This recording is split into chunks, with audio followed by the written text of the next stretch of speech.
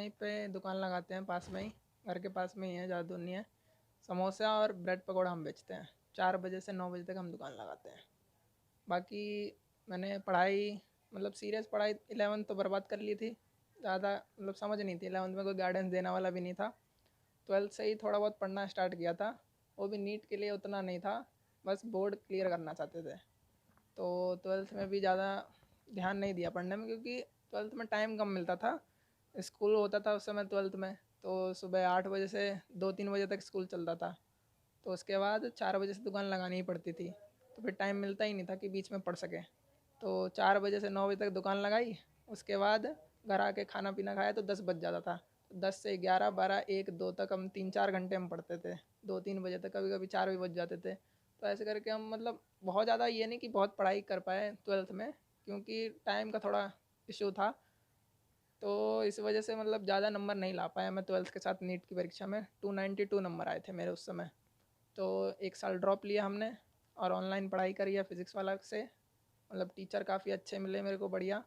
तो उसी की बदौलत मैंने 1 साल अच्छे से प्रिपेयर करके, मतलब स्कूल का टाइम उसमें बच गया, क्योंकि ड्रॉप लिया था तो स्कूल के टाइम जो जाता था उसमें भी पढ़ाई की खूब।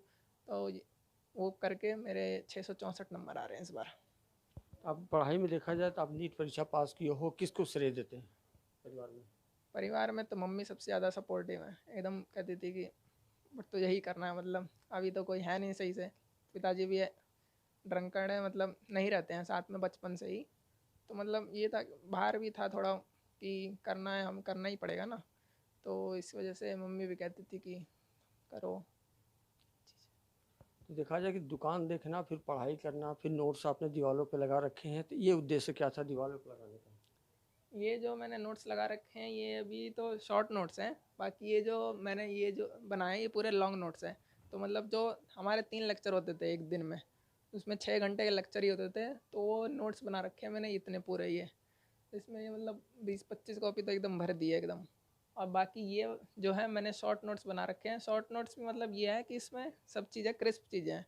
और ये दीवार पे लगाने का उद्देश्य ये है कि मतलब हमेशा नज़रों के सामने रहता है। कई बार ऐसा होता है ना कि मन नहीं कर रहा है कि कॉपी कौन खोलेगा, ये करेगा, तो ये है कि कभी दुकान से भी आए जल्दी या बीच में भी हैं तो यहाँ पे जाके देख ही लिया कि क्या लिखा हुआ है, क्या पढ़ लिया। तो ऐसे करके इसलिए मैंने दीवार पे लगा लिया था। अब एस करेंगे 5.5 साल, उसके बाद मैंने एमएस सोचा है कि सर्जरी वाली लाइन में जाएंगे। एमएस करके उसके बाद मतलब ये है कि जो मैंने सोचा है उसमें भले ही काफ़ी साल लगेंगे, अभी मुझे पता है, क्योंकि ये वैसी जर्नी है डॉक्टर की कि काफ़ी साल लग जाते हैं।